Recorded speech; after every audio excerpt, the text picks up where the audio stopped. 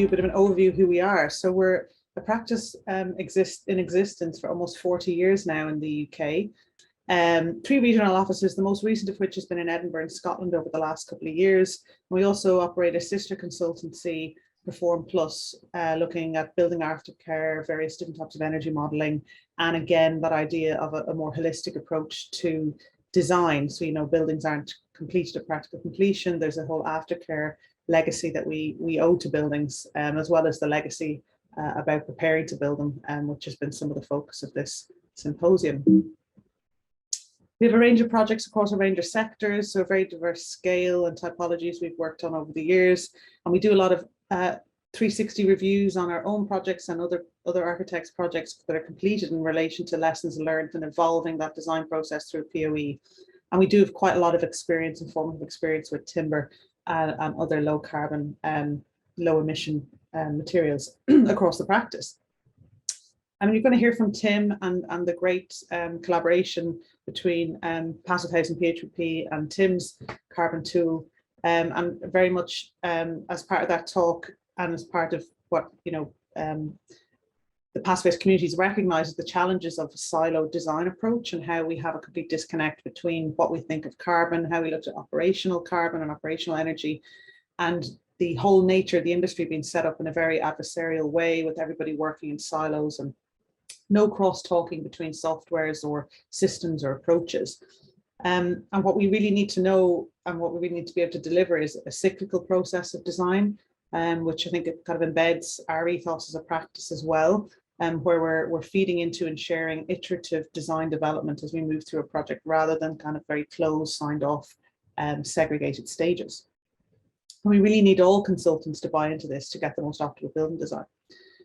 So we also have our own internal energy cost and carbon tool that we are starting to benchmark our projects with as well, called Ecolab, and you'll see some of that assessment later on in our presentation as well, where we look at a variety of different types of costs. So there's capital costs, there's the energy and services built into the software itself, a really detailed, extensive materials library, the option for optioneering and looking at embodied carbon as a whole and separately as well.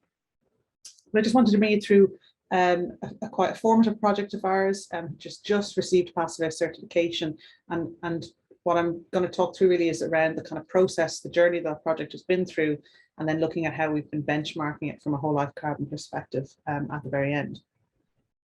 So Harris Academy is the first Passive House certified secondary school in the UK. So we've literally just got certification about 2 weeks ago, which was fantastic. So really nice timing for this symposium as a Passive House project.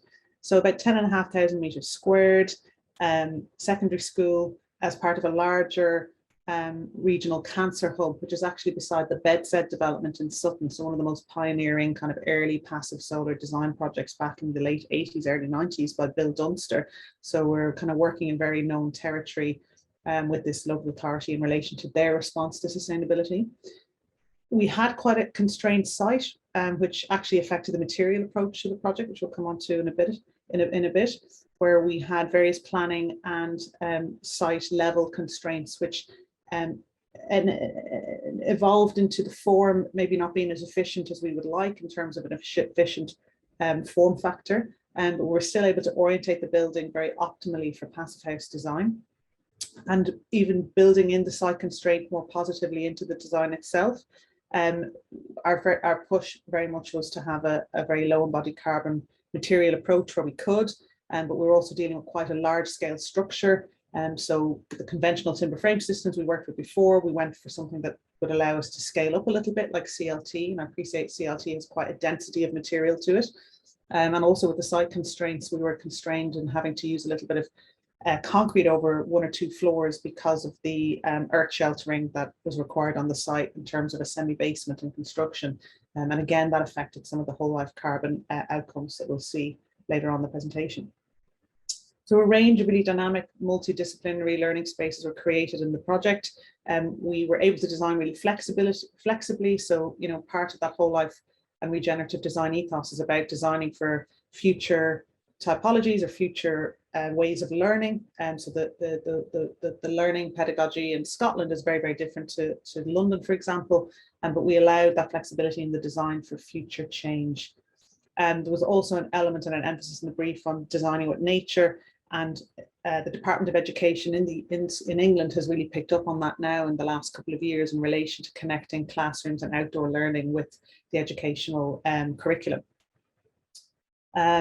The materials that were chosen, we tend to try and pare back on finishes where we can and where kind of statutory requirements allow us to.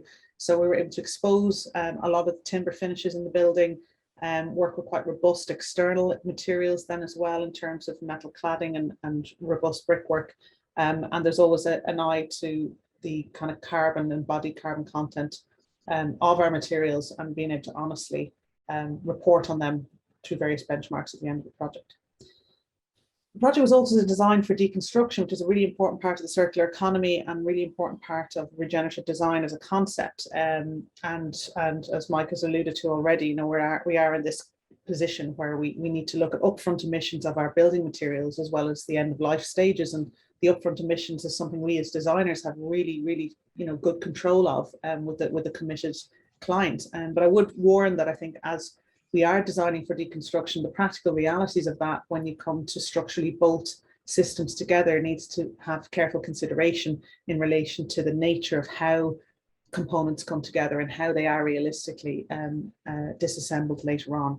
And bearing in mind, we might be around when this building might be taken down to be used somewhere else. But that element is in the CLT construction. And you can see on the left there, just very simple click and connect approach to how the structure came together above the concrete layer. In relation to the circular economy, we've mainly hit designing for deconstruction, design for flexibility. A lot of the CLT obviously came as panelized construction off-site, and we're quite regularly starting to benchmark ourselves now against that idea of circular economy. So moving beyond just passive house and operational energy and trying to look at the longevity of the design that we're putting forward.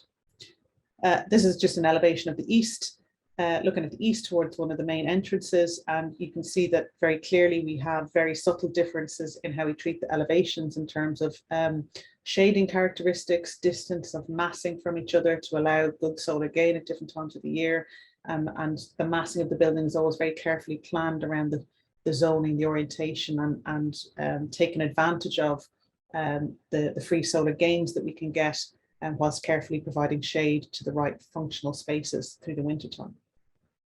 We try to keep the detailed diagram really simple. So again, that's really important for designing for disassembly or future use of materials, but also from a legibility point of view from the contractor.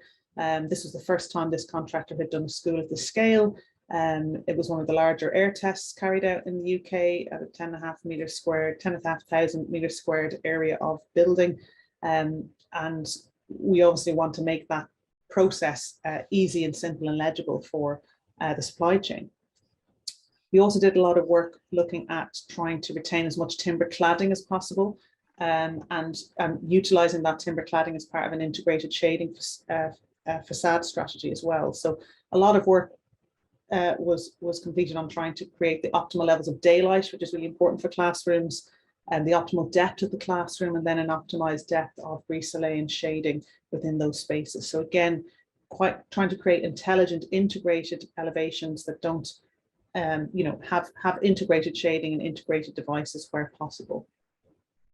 That's just an example there of the south elevation. And again, even within the glazing facade itself, we've learned lessons from our earlier schools where we're able to raise the glass sills, window sills, and actually provide natural, secure night or day purge ventilation through ventilation louvers over windows and at certain points within the classrooms as well. So there's an easy user relationship with the building as well, because what we don't want to do is divorce the people from the building when we're trying to design in a context like this. Program and sequencing, obviously there's two main big subcontractors on site, but the frame went up really quite quickly, and it was really impressive to see. I think at the time it was probably one of the bigger CLT constructions through 2017 and 18 in the UK, and it's great to see the building in use and the performance of that building as the school has gradually been refilling into that space over the last 3 or 4 years. Another interesting lesson learned, and it was really interesting as the building was sequenced and progressed across the site, was also how we would ensure the quality checking that is really, an essential for Passive House, which is the airtightness testing, and trying to work that really carefully in terms of localized testing. So once the contractor, you'll see in the second image there was a sample room made up and mocked up of all the airtightness materials and the sequencing of all the trades that were to come on site. And it was used as a learning space for contractors when they came on site, but also informed how the airtightness was applied to the rest of the building. And we think we had a single fan on the final air test day for this building, again with an air tester that probably hadn't actually tested a building to this scale either before in the UK.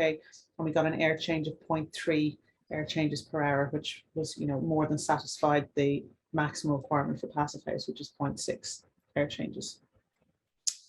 Again, that sense of well-being and materials that could be left exposed where they could be, say for acoustic and other requirements that would be in the space, is really important to us.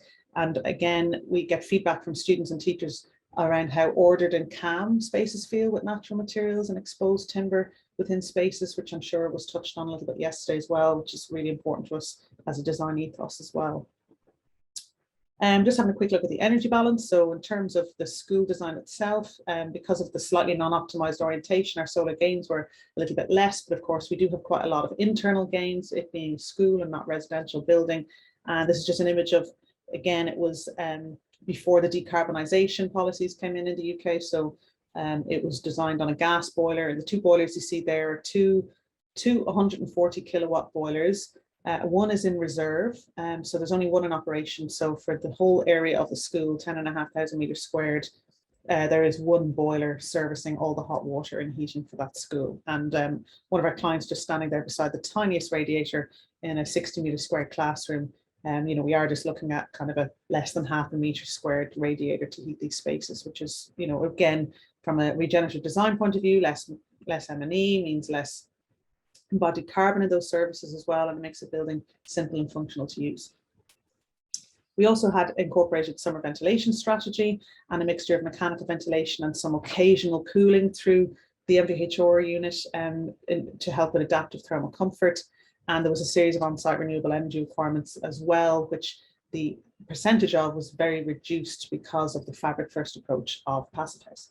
And just coming to the end of that kind of holistic approach to the design, again, we fed in kind of occupant feedback from previous projects where teachers, especially even in this COVID kind of environment that we're in, will get really alarmed if you showed a CO2 monitor with a bright flashing red light saying, the air is unhealthy, we must do something. And what we did was we changed the kind of philosophy around it and said, right, well, what about a green light to indicate to a teacher that they might want to open a window because we might get over 1,000 parts per million, which is still within a healthy range of air quality, but making it a positive change rather than a negative change. So just being very mindful of how we apply controls in buildings.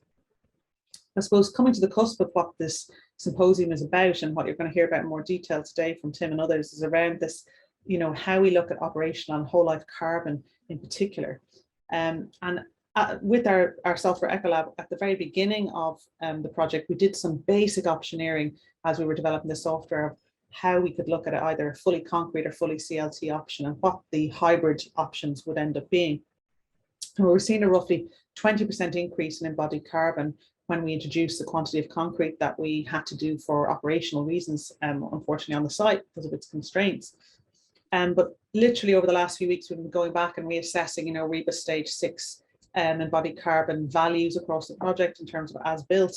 And we're really pleased to be able to report that compared to a typical CIBSE benchmark school, the whole life carbon, even with the concrete, so even with the kind of limits that we had on the site itself, and even with the fact that CLT is quite dense as a material, so there's a lot more timber than you might see in some of the examples later on, like EcoCompound later, 55% reduction, which is really fantastic.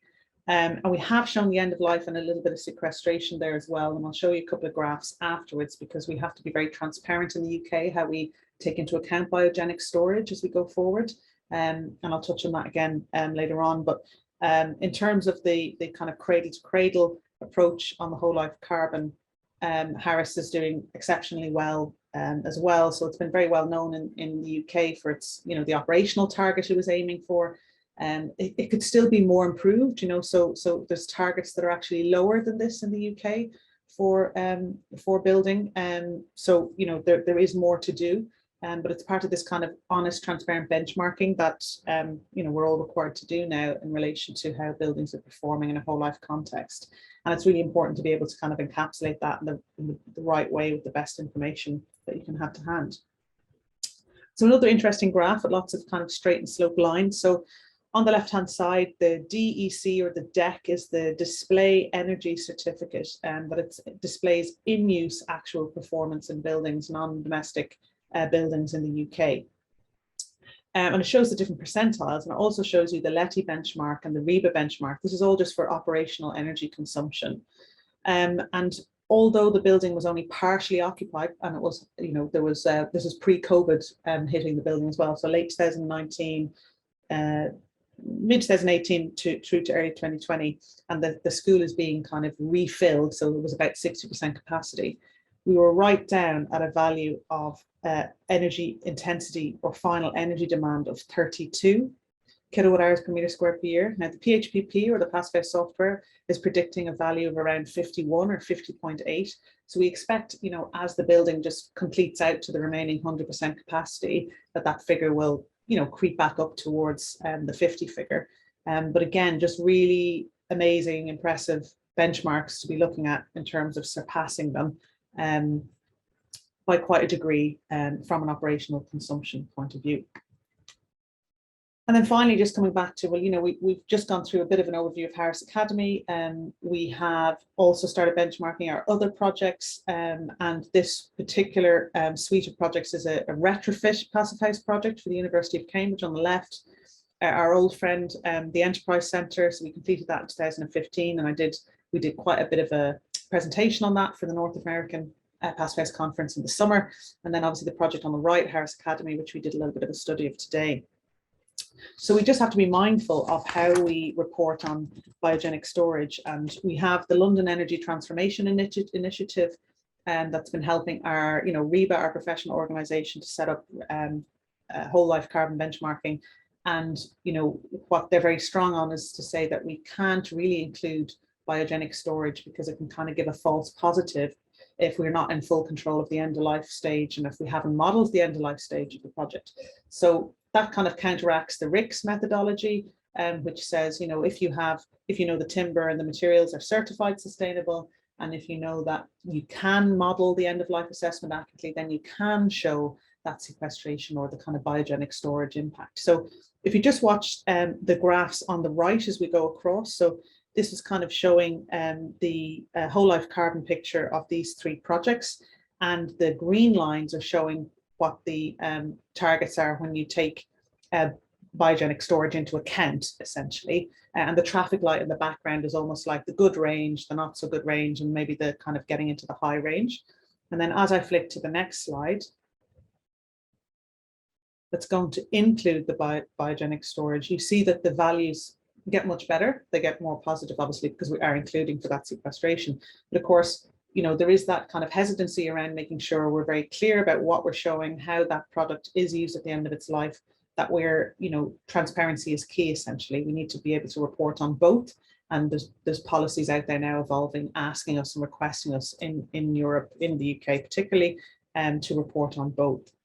So again, I think it's part of this journey that we're on about regenerative design, and it kind of feeds back into our own principles about how we approach design in a cyclical way. And I think Harris Academy shows that quite well in terms of lessons learned and what was applied and the kind of constraints of the project, and being able to report on those transparently.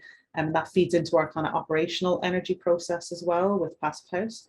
And again, you know, you may have seen this graph over the last day or so. You know, what we're trying to do is the cradle to cradle option at the very bottom there, which is what we've shown you in those graphs, is trying to also account for what happens afterwards, as well as, of course, ensuring that we have the end of life stage as accurately measured as we can. And again, it's a very evolving area, and there's methodologies and calculations out there that, you know, can be subject to a lot of debate. So we try and, you know, find the most robust, settled figures that we can. And I think, again, all of that end of life good stuff and the circular economy good stuff, you know, we can't control governments, we can't control how policies evolve over the next 6 years, but what we can control as designers and clients is that upfront carbon position, which, you know, low embodied carbon materials can perform so well in, depending on what that, you know, end of life strategy and how well we can get the operational energy down and carbon down in the use stage as well. So we have to look at it all holistically, but, you know, we really do need to consider how that upfront carbon is delivered. And these are really just where we are as a practice in terms of how we try and approach from that cyclical approach that I've outlined into how we move on to, you know, how we choose the tool, how we choose to use it, how we approach a fabric first design in relation to building envelope, matching the client requirements, that iterative assessments, you know, that early door Ecolab assessment, following that through then to kind of the as-built, and then taking that assessment and going, okay, well, how does that sit in comparison to the other projects? And then trying to set realistic and achievable reduction targets. So Harris Academy, you know, if it was timber frame, if we didn't have the quantity of concrete we had, we could have really surpassed even those targets by more than 55% off the benchmark. You know, we could be down at 70, 80% of where the benchmark typical school was. And then finally, we need to try and aim for those, allow for that circular economy to happen in the future. And, you know, no one's in control of how that economy will look in 60 years' time at the end of this building's life. And that is the real challenge with whole life carbon, is that a lot of this theory at the very end needs to be put in practice right now for us to really kind of justify and bring forward that market as best we can. And finally, just, I mean, what we're all trying to aim for with regenerative concepts and that as an ethos to all our practice, which is about materials and also about holistic design approaches, that you want, you know, really happy clients and buildings that are going to take up a new footprint, i.e. anything new we build that we're not retrofitting. We really need to make it as, you know, the most resilient, adaptable construction that we can, and have really happy people and comfortable people living in them with a very, very low impact on the planet. That's all from me. I'll hand you back over to Mike, and hope you found that enjoyable, and thanks for listening. Thanks, Anne-Marie. It looks like we don't have any questions from the audience, but I do have a couple for you. So I worked on a mass timber project here in Seattle when I came back from Germany, and there is no directive to measure embodied carbon. Is this being driven by legislation? Are you having clients that are asking for these things at this point? And you're muted. Oh, yeah, sorry. In Scotland in particular, there is a national net zero carbon public sector building standard that by 2030 is mandating that we report on whole life carbon. So really, we're in 2022 now, so any major infrastructure projects, clients are really actually having to take it up. So it's partly driven by policy enablers like that. And it's also partly delivered by a lot of the advocacy that's happening, and also our professional architectural body, REBA, starting to actually look at that, you know, mandating process as well as part of the workflow. So yeah, I mean, it's not really fully in policy in England, but we are being driven towards that from various drivers or enablers that are starting to pop up. So it's quite positive. There's still a lot more to do, and I appreciate other areas may not have those enablers yet to really push that boundary, or the supply chain. You know, a big challenge is actually trying to make sure the supply chain is ready to scale up. And I think, you know, we'll be touching on that this afternoon as well. Yes, and we do have a couple questions. How close is Architype getting to the REBA carbon challenge for embodied carbon? Are you guys going to be able to hit the targets achievable, the 300 kilograms CO2 equivalent? I think it's I'm really glad they've set a really tough target. I think the benchmarking that we're looking at the moment is showing that we're able to get close to on certain projects. I think there's definitely more to do, and the more kind of honest, transparent reporting we see, which we are starting to see from architects in England, is really, really positive. And I think it's part of a major learning curve. Like the Enterprise Centre absolutely is down there, and a couple of other of our projects. But as proved with Harris Academy, you know, there's sometimes limitations in being able to get down to that super low figure, but it's recognizing where that is and how we might improve on that the next time. I think that's really important. And kind of a follow-on question to the one that I had is, how are you able to, are you building this as a practice, the measuring of the embodied carbon and all of these issues? How are you building this into your kind of your fee? Is this considered research at this point? Are you able to actually bill for this time? We've, through our consultancy Perform Plus and through certain client requirements, I think clients are quite good at now recognizing that they are asking for at times what is additional scope, and it's additional output by architects that, you know, wasn't asked for even a couple of years ago. And there's a recognition that these things, to look at design in a more holistic way, you can't just charge rock bottom fees for those. So I wouldn't say that we have a huge uplift on our existing fee, because I think it's a little bit of it is continuing R&D as well, in terms of kind of where we're coming from and how we kind of want projects to succeed. But you know, definitely there is clients coming to us specifically looking for these assessments, and that's specifically, you know, an identified scope that we can charge for in that instance. And then Bronwyn is asking, can you talk a little bit about the LETI process and how that has helped your practice, as well as kind of moving the market as well? So yeah, the LETI standard, the LETI initiative, is the London Energy Transformation Initiative. That's been set up by an amazing collective of people in England, and they've come and volunteered their own time really to set up retrofit policy, new build guidance for the UK, and it's really about advocacy basically to local authorities and government to try and demand better change and more change. And so it's the kind of power of the collective of different designers coming together to actually try and implement these things. And they do have Passive House as kind of a backbone to their new building standard for the residential and non-residential. And they've also just released a really good, amazing document on retrofitting, and started suggesting ranges of energy demand for retrofit standards of buildings as well. So an amazing platform for research and for clients, and you know, they're really happy to spread that knowledge, you know, globally. But yeah, a lot of their work is about kind of advocacy and trying to push the boundaries. And they doing a lot of surveys of, you know, I think there's hundreds of thousands of buildings in the UK right now in terms of individual homes / larger infrastructural projects that are being contemplated for Passive House or a LETI type standard for their energy targets, and they're collating all of that information and using it to, you know, prove that change is happening. Because I think that's what people need the most ammunition for, is to actually demonstrate to clients that change is happening. It doesn't have to cost that much. Here's a workflow to show you how to get there. Here's, you know, intelligent documents to help you as a client learn more, because I think it's the informed client that's really critical here in knowing what they want and kind of the true value of a sustainable building asset, because that's what we're trying to do. We're trying to build sustainability as a valuable asset for buildings going forward in a kind of in a climate and an economy that is very uncertain at the moment. Very uncertain, but I think what you guys are doing is honestly, it's amazing. There aren't enough firms doing that here, and so hopefully some of the people involved in this symposium can take what they saw that you guys are all doing and implement that in their own work. So with that, we'll move on to the next segment.